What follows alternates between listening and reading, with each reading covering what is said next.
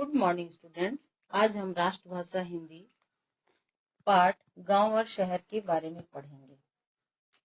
पिछले पाठ में हमने देवांगना चंद्रा पढ़ा और उसके बारे में जाना। आज हम सब गांव और शहर के बारे में विस्तार से पढ़ेंगे। प्रस्तुत पाठ में ग्रामीण तथा शहरी जीवन का सजीव चित्रण प्रस्तुत किया गया है। स्टूडेंट्स, हम सब कितने लोग ऐसे होंगे जो शहर से तो भली भांति या वहाँ के वातावरण से भली भांति परिचित हैं, पर गांव के बारे में या वहाँ के वातावरण से हम बहुत सारे ऐसे लोग हैं जो वंचित हैं या उसे कभी महसूस नहीं किया है, बस हमने फिल्मों में ही या टीवी में देखा है। इस पाठ द्वारा हम वहाँ के लोगों के रहन सहन और गांव का परिवेश, वहाँ के लोगों के स्वभाव के बारे में जानेंगे। बच्चों, शहर में काफी भीड़ भाड़, बड़ी बड़ी इमारतें, लोगों की व्यस्त भरी जिंदगी, हमेशा गाड़ियों की आवाजाही, लोगों में अच्छे से अच्छे साधन जुटाने के प्रयास एवं उस प्रयास में अपने स्वस्थ तक को दांव में लगा देना, छल कपट, समाज और लोगों के बीच दिखावा करने जैसी जिंदगी उनकी होती है। पर गांव में या गांव के वातावरण में ऐसा कुछ भी शामिल नहीं होता। वहाँ चारों ओर हरियाली ही हरियाली होती है। चारों ओर खुले मैदान, स्वच्छ एवं शुद्ध साफ हवा जो हमारे श्वास द्वारा फेफड़ों तक पहुँचती है और हमारे मन को तरोताजा कर देती है। गांव में बड़ी बड़ी इमारतें नहीं होती, छोटे छोटे मकान होते हैं। सभी के घरों में पर्याप्त धूप और हवा आती है। गांव के लोग मेहनती होते हैं। उनका स्वभाव छल कपट से रहित होता है, दूर होता है। उनमें दिखावा जैसी कोई भावना नहीं होती। पर वहाँ की रूपरेखा भी अब बदल चुकी है।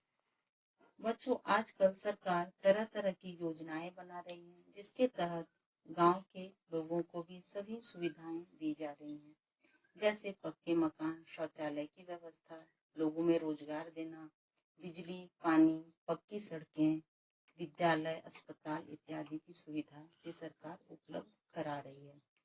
गांव के लोगों का जीवन स्तर को ऊंचा उठाया जा सके। आओ अब हम इस पृष्ठ के पहले भाग पर ध्यान देते हैं। अभिषेक की परीक्षाएं समाप्त हो चुकी थी। यहाँ अभिषेक एक बालक है जो गांव जाने के लिए काफी उत्सुक होता है। उसकी परीक्षा हो चुकी थी और वह छुट्टियों में अपने दादाजी के पास गांव जाना चाहता है।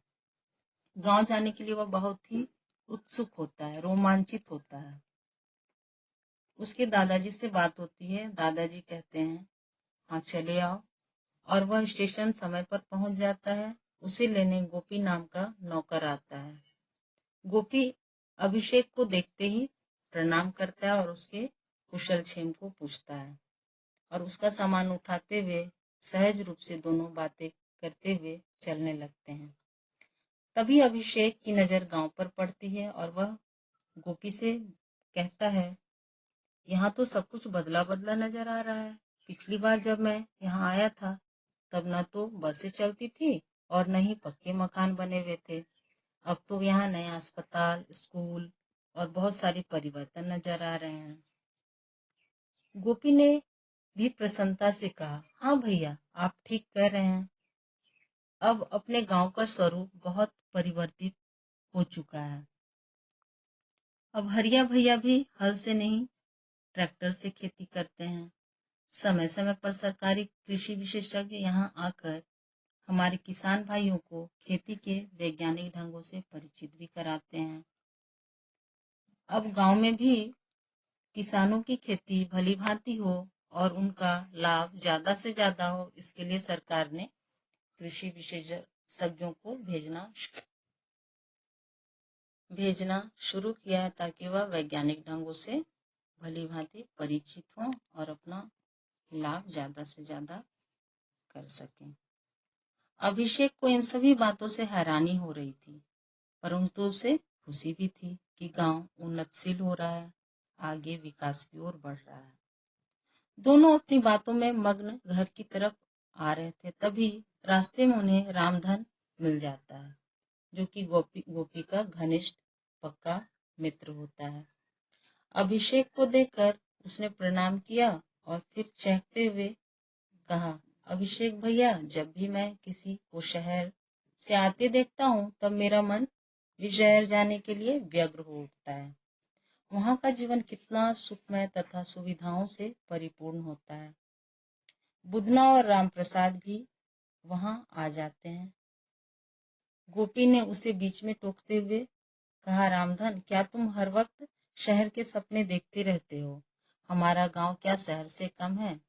यहाँ रामप्रसाद और बुधना दोनों भी मित्र हैं और वह रामधन को समझाते हैं कि तुम हमेशा किसी को देखते ही क्या शहर शहर की बातें लगा रखते हो। उसे समझाने का प्रयास करते हैं कि ऐसा कुछ भी नहीं है जो अब हमारे गांव में नहीं है। गांव का हवा, यहाँ की हरियाली सबके मन को आकर्षित कर लेती है और तुम हो कि इसे ही छोड़कर शहर जाना चाहते हो। रामधन ने उत्साहित होते हुए कहा, मित्र गोपी, तुम्हें क्या पता वहाँ कितने शानदार बाजार तथा बढ़िया इमारतें हैं। बड़ी तथा चौड़ी सड़कें, सिनेमा, कॉलेज, स्कूल, अस्पताल, अनाज मंडियां तथा आमोद प्रमोद के सभी साधन एक ही जगह पर उपलब्ध हो जाते हैं। यदि मैं एक बार जाऊं तो कभी वापस ना आऊं। लेकिन रामधन जो है वो वहां के चकाचौंध में खो जाता है। उसे वह चकाचौंध ही अच्छे लगते हैं। वह सोचता है गांव की जिंदगी से भली शहर की जिंदगी है, क्योंकि वहां सारी सुख सुविधाएं एक ही जगह पर इकट्ठी मिल जाती हैं। बच्चों, आज हमने गांव और शहर के अंतर को स्पष्ट किया है। अगले सप्ताह इसको हम फिर से पढ़ेंगे और आगे इसके बारे में जानेंगे। अब मैं इसे यहीं विराम देती हूँ। धन्यवाद।